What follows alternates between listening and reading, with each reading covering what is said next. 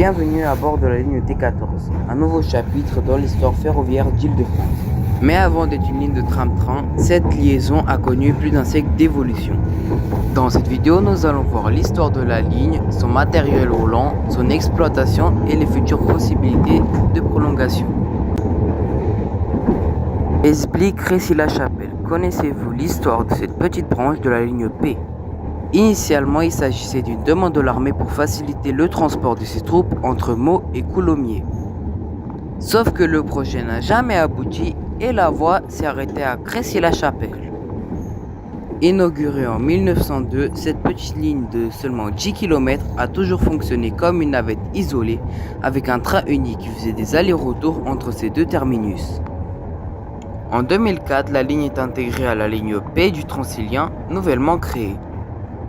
À partir du 22 mars 2025, donc aujourd'hui, la ligne va être détachée du Transilien P pour être exploitée comme la 15e ligne de tramway d'Île-de-France. Au début, la ligne est exploitée à l'aide de trains à vapeur. En 1949, ils sont remplacés par des autorails. Puis par une rame tractée réversible en 1974, leur capacité étant jugée insuffisante. La ligne est électrifiée en mai 1980, la rame l'est désormais par une locomotive électrique et non plus au diesel. En 2011, la rame tractée est remplacée par l'affectation d'un tram-train Siemens Avanto.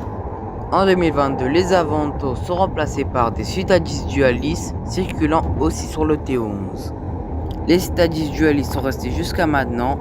Ils ont eu l'ajout d'un Seekers, changement de ligne P à T14. Elle est exploitée par la Compagnie des chemins de fer de l'Est, puis par la SNCF. Dans le cadre de l'ouverture à la concurrence des transports en commun en Île-de-France, la ligne T14 est intégrée à un lot commun avec les lignes T4 et T11 qu'Île-de-France Mobilité attribue en octobre 2023 au groupement Stretto, composé de SNCF Voyageurs, Keolis et une autre filiale du groupe SNCF.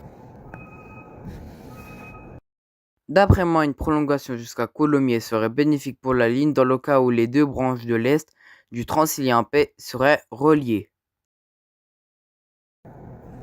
Il faudrait aussi une deuxième voie et un atelier plus proche pour exploiter car elle transporte 1000 personnes quotidiennement. La prolongation jusqu'à Coulommiers augmenterait le trafic. Tout cela est quand même un prix, mais vu qu'elle existe déjà et compte comme un tram, pourquoi ne pas lui offrir ce prolongement?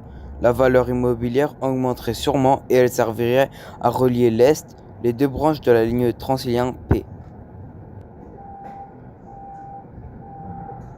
En conclusion, la ligne T14 est une petite ligne de tram-train desservant des habitations. Elle a été reprise suite à un projet non finalisé et a un grand potentiel devant elle.